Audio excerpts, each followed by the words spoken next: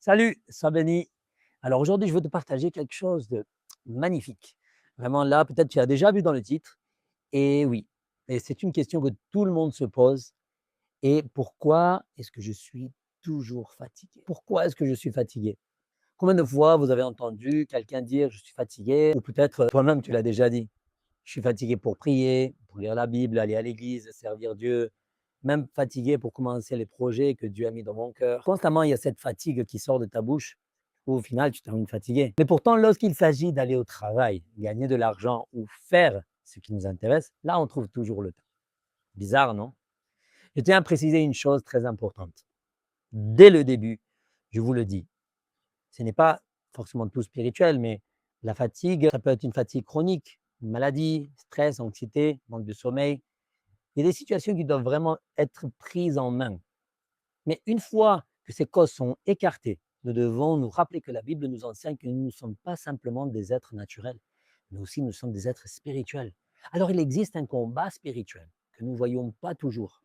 Hier, par exemple, mon père spirituel, il a partagé un enseignement par rapport à l'esprit de Python. Ça m'a tellement interpellé que je me suis dit, je vais le partager pour que tout le monde puisse recevoir ce message. On peut voir que dans le livre de Actes 16, on lit qu'une jeune femme était possédée par un esprit de divination. Certaines traductions utilisent l'image d'un esprit de Python. Le python ne tue pas avec le venin, mais il étouffe lentement sa proie jusqu'à enlever son souffle. De nombreux enseignants et de nombreux chercheurs ont déjà trouvé que nous, à chaque respiration, on prononce, il y a un son qui sort qui est Yahvé. Et c'est pour ça que l'ennemi sait qu'en nous enlevant le souffle, lui, il gagne, il nous ralentit. Et là, on cesse de grandir. Du coup, nous vivons dans une société où l'argent est tellement devenu le centre qu'aujourd'hui, il devient notre priorité et, et notre force, entre guillemets. Je ne dis pas que le travail n'est pas une bénédiction, au contraire, c'est une bénédiction. Mais la Bible nous enseigne qu'il y a un temps pour tout, un temps pour travailler, un temps pour se reposer, un temps de famille et surtout un temps pour rechercher la présence de Dieu. Le problème commence lorsque nous trouvons toujours un temps pour produire de l'argent, mais jamais pour Dieu. Nous disons souvent, je n'ai pas le temps. Mais en réalité, nous avons simplement choisi de donner priorité à d'autres choses. Dans le livre de Genèse, Dieu a soufflé un souffle de vie dans l'homme. Et dans le Psaume 150, verset 6, il dit que tout ce qui respire loue l'Éternel. Notre souffle appartient à Dieu. Certains théologues, comme je vous le disais tantôt, ont déjà fait des recherches.